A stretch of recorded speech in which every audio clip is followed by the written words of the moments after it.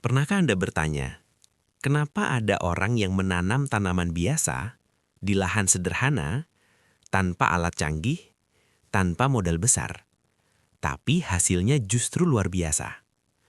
Sementara di sisi lain, ada yang sudah semangat menanam, sudah rajin menyiram, sudah rutin memberi pupuk.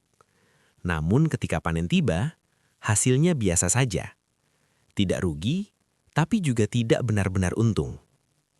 Apa sebenarnya yang membedakan? Apakah tanahnya berbeda? Apakah bibitnya mahal? Atau ada ilmu tersembunyi yang tidak pernah dibagikan? Hari ini, kita akan membahas satu tanaman yang sering diremehkan. Sering dianggap biasa. Sering ditanam sekadar coba-coba.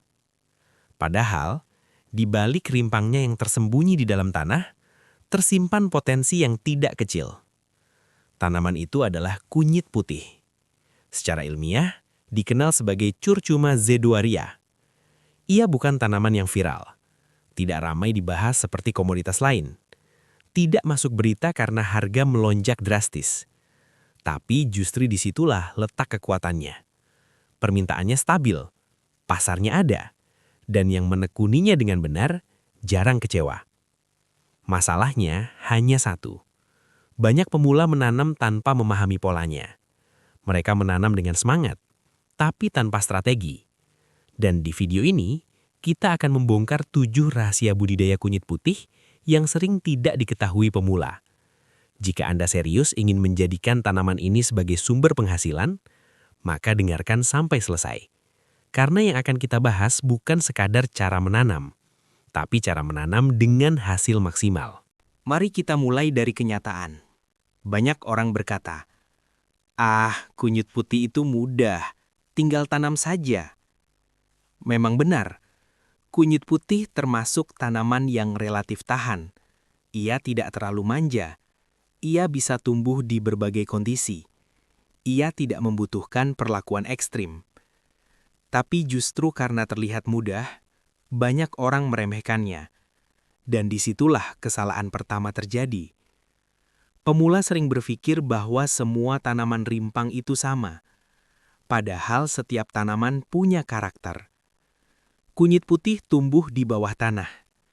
Artinya, yang menentukan hasil bukan apa yang terlihat, melainkan apa yang tersembunyi. Banyak pemula terjebak pada satu ilusi. Ketika daun tumbuh tinggi dan hijau, mereka merasa berhasil. Ketika batang terlihat kokoh, mereka merasa panen nanti pasti melimpah. Padahal belum tentu. Karena fokus utama tanaman ini bukan pada daunnya, bukan pada batangnya, melainkan pada rimpangnya. Dan rimpang hanya akan besar jika 3 hal terpenuhi. Nutrisi cukup, ruang tumbuh luas, dan kondisi tanah ideal. Jika salah satu saja tidak terpenuhi, hasilnya biasa-biasa saja.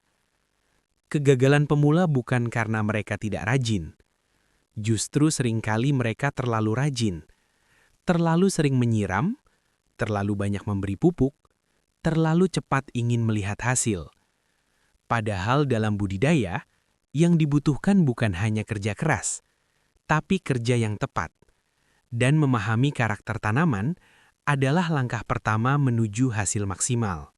Sekarang kita masuk ke fondasi utama, bibit. Banyak orang menganggap bibit hanyalah awal. Padahal, dalam budidaya rimpang, bibit adalah penentu arah. Bayangkan Anda membangun rumah. Kalau pondasinya rapuh, sebagus apapun desainnya, tetap berisiko runtuh. Begitu juga kunyit putih. Banyak pemula menggunakan rimpang sisa dapur. Yang penting ada tunas kecil, langsung ditanam. Mereka tidak memperhatikan usia rimpang, tidak mengecek apakah ada jamur, tidak peduli apakah rimpang itu benar-benar matang. Akibatnya, pertumbuhan lambat, tunas lemah, bahkan membusuk sebelum berkembang. Bibit yang baik seharusnya rimpang tua minimal 8 bulan, tekstur padat dan keras, tidak keriput, memiliki 2-3 mata tunas sehat, tidak ada bercak hitam atau bau busuk. Dan ini yang jarang sekali dibagikan. Sebelum ditanam, lakukan proses perendaman. Gunakan air hangat yang dicampur antiseptik alami seperti rebusan daun sirih. Rendam selama 20-30 menit. Langkah sederhana ini berfungsi membunuh spora jamur yang menempel di permukaan rimpang. Banyak pemula melewatkan tahap ini, padahal justru disinilah perbedaan antara tumbuh sehat dan gagal di awal. Ingat satu hal penting, bibit unggul bukan soal mahal, tapi soal kualitas. Kalau Anda memulai dengan bibit terbaik, Anda sudah mengamankan setengah perjalanan menuju panen maksimal. Dan dalam dunia budidaya, awal yang benar seringkali menentukan akhir yang memuaskan. Sekarang kita masuk ke bagian yang sering dianggap sepele, padahal justru paling menentukan. Tanah. Banyak pemula berpikir, yang penting tanah kebun, yang penting bisa ditanami. Padahal tidak semua tanah siap untuk menghasilkan rimpang besar. Kunyit putih bukan hanya butuh tanah, ia butuh tanah yang hidup. Apa maksudnya tanah hidup? Tanah yang kaya mikroorganisme, tanah yang gembur, tanah yang bisa menyimpan nutrisi tanpa membuat akar tercekik. Rimpang berkembang di dalam tanah. Ia membesar secara horizontal. Ia membutuhkan ruang untuk melebar. Kalau tanah keras dan padat, rimpang akan tertekan. Dan ketika rimpang tertekan, pertumbuhannya terhambat. Inilah mengapa banyak panen hanya menghasilkan rimpang kecil-kecil. Bukan karena tanamannya tidak bagus, tapi karena tanahnya tidak mendukung. Coba bayangkan, jika Anda harus tumbuh di ruangan sempit tanpa ruang bergerak, apakah Anda bisa berkembang maksimal? Begitu pula rimpang kunyit putih. Campuran media tanam ideal sebenarnya sederhana. Tanah gembur, kompos matang, sekam bakar, pupuk kandang yang sudah difermentasi. Kompos memberikan nutrisi jangka panjang. Sekam bakar membantu porositas. Pupuk kandang memberi kehidupan pada tanah. Dan satu hal lagi yang jarang diperhatikan. Drainase. Air harus bisa keluar dengan mudah, karena kunyit putih tidak suka tergenang. Tanah yang terlalu basah membuat oksigen di dalam tanah berkurang. Akar sulit bernafas, dan rimpang rentan busuk. Ingat ini baik-baik. Daun tumbuh karena cahaya, tapi rimpang membesar karena kualitas tanah. Kalau ingin hasil besar, jangan hanya fokus pada bagian atas tanaman. Perbaiki apa yang ada di bawahnya. Karena di sanalah masa depan panen Anda tersembunyi. Sekarang kita bicara tentang sesuatu yang kelihatannya sederhana. Air. Air adalah kehidupan. Tanpa air, tanaman mati. Tapi terlalu banyak air juga bisa mematikan. Inilah kesalahan paling sering dilakukan pemula. Karena takut tanaman kering, mereka menyiram setiap hari. Bahkan ketika tanah masih lembab. Mereka merasa sedang merawat, padahal sebenarnya mereka sedang merusak perlahan.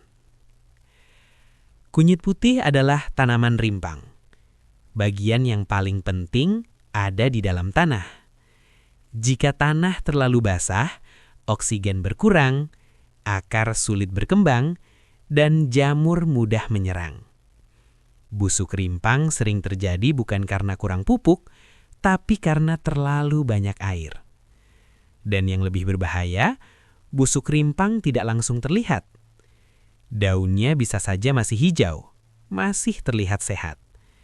Tapi di bawah tanah, proses pembusukan sudah terjadi.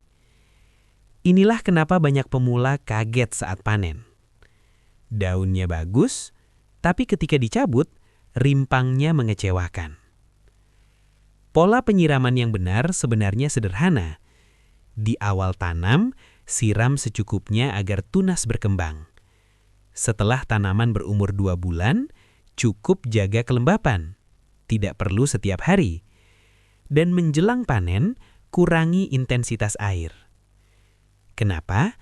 Karena rimpang yang tidak terlalu banyak menyerap air akan lebih padat, lebih berat, dan lebih tahan simpan. Dalam bertani, kadang yang sulit bukan bekerja keras, tapi menahan diri. Tidak semua perhatian harus berlebihan. Karena dalam keseimbanganlah hasil maksimal tercipta. Sekarang kita bahas strategi yang sering dianggap tidak penting. Jarak tanam. Logika sederhana banyak orang adalah semakin banyak tanaman, semakin besar hasilnya. Itu terdengar masuk akal. Tapi dalam budidaya kunyit putih, logika itu bisa menyesatkan. Kunyit putih berkembang menyamping. Rimpangnya membentuk rumpun yang melebar. Jika Anda menanam terlalu rapat, rimpang-rimpang itu akan saling bertabrakan. Mereka berebut nutrisi, berebut ruang, berebut cahaya. Hasilnya, ukuran rimpang mengecil, pertumbuhan tidak maksimal. Lebih banyak tanaman belum tentu lebih banyak hasil. Kadang justru sebaliknya. Jarak ideal sekitar 40 kali 40 cm atau 50 kali 50 cm. Dengan jarak ini, setiap rumpun memiliki ruang berkembang. Dan ketika satu rumpun berkembang maksimal, hasilnya bisa jauh lebih besar dibanding dua rumpun yang saling berebut.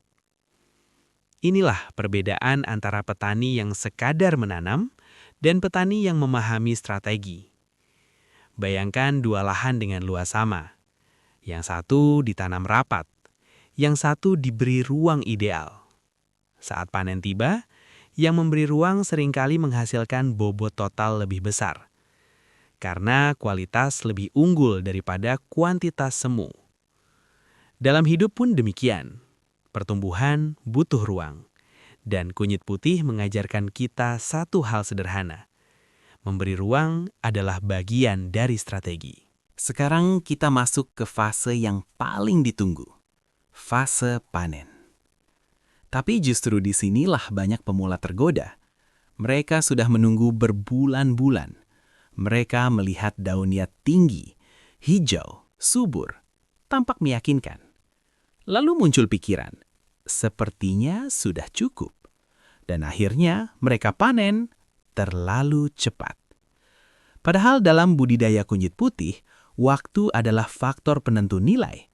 Kunyit putih idealnya dipanen pada usia 8-10 bulan. Bukan 5 bulan, bukan 6 bulan. Kenapa harus menunggu? Karena pada fase akhir pertumbuhan, tanaman akan mulai menarik kembali nutrisi dari daun menuju rimpang. Itulah sebabnya daun mulai menguning dan rebah. Banyak orang mengira itu tanda tanaman melemah, padahal justru itu tanda ia sedang menyempurnakan hasilnya. Semakin sabar Anda menunggu fase ini, semakin maksimal pembentukan rimpangnya. Dan percayalah, selisih 1-2 bulan bisa membuat perbedaan besar. Bobot bisa naik 20 hingga 30%. Aroma lebih kuat, tekstur lebih padat, kualitas lebih bagus. Dalam dunia jual-beli, kualitas menentukan harga. Rimpang yang padat dan tua lebih disukai pasar, lebih tahan simpan, lebih cocok untuk bahan herbal. Panen terlalu cepat memang terasa lebih cepat dapat uang, tapi seringkali uangnya lebih sedikit. Dan dalam jangka panjang, kebiasaan tergesa-gesa membuat hasil stagnan. Kunyit putih mengajarkan satu pelajaran penting. Kesabaran bukan hanya soal menunggu, tapi soal tahu kapan waktu terbaik untuk bertindak. Petani yang sukses bukan yang paling cepat panen, tapi yang paling tepat waktu panen. Sekarang kita masuk ke rahasia yang sering tidak dibahas di awal. Banyak orang berhenti di satu titik, panen. Setelah panen, langsung jual mentah, langsung timbang, langsung terima harga pasar. Padahal, disinilah peluang terbesar sebenarnya ada. Menjual rimpang segar memang lebih mudah. Tidak perlu proses tambahan, tidak perlu kemasan, tidak perlu branding. Tapi margin keuntungannya terbatas. Harga di tingkat petani sering berfluktuasi, kadang naik, kadang turun. Kalau Anda hanya bergantung pada harga mentah, Anda bergantung pada pasar. Tapi kalau Anda mengolah, Anda mulai mengendalikan nilai. Kunyit putih bisa diolah menjadi simplisia kering, serbuk herbal, minuman instan, bahan baku jamu, campuran produk kesehatan. Ketika dikeringkan dan dikemas, nilainya bisa naik 2 bahkan 3 kali lipat. Kenapa? Karena Anda tidak lagi menjual bahan mentah.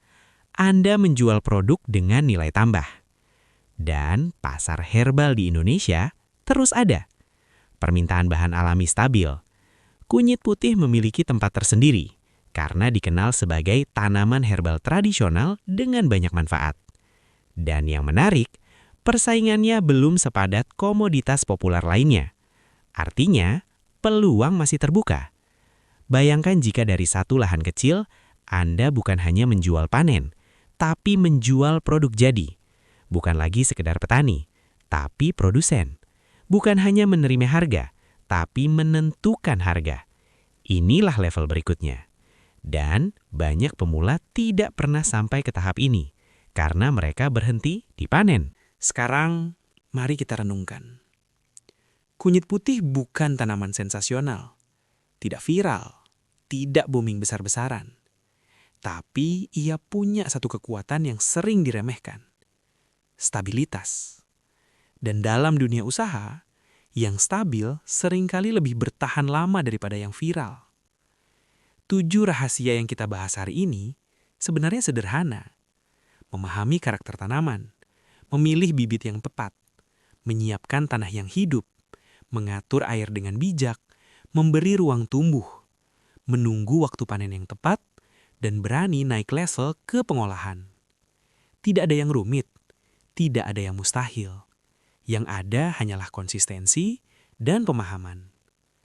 Banyak orang ingin hasil besar, tapi tidak mau memperbaiki detail kecil. Padahal, justru detail kecil itulah pembeda. Tanah yang sedikit lebih gembur, air yang sedikit lebih terkontrol, waktu panen yang sedikit lebih sabar. Perbedaan kecil, hasilnya bisa besar. Kalau hari ini Anda memiliki lahan kecil di belakang rumah, atau bahkan hanya beberapa polybag, jangan remehkan itu. Kadang bukan lahannya yang kecil, tapi cara pandangnya yang belum besar. Kunyit putih mungkin terlihat sederhana, tapi di tangan yang tepat, ia bisa menjadi sumber penghasilan yang konsisten. Sekarang pertanyaannya tinggal satu. Apakah Anda hanya ingin mencoba, atau benar-benar ingin memahami? Karena banyak orang menanam, sedikit yang belajar. Dan yang belajar dengan serius, biasanya menikmati hasil lebih dulu. Dan mungkin, yang berikutnya berhasil adalah Anda.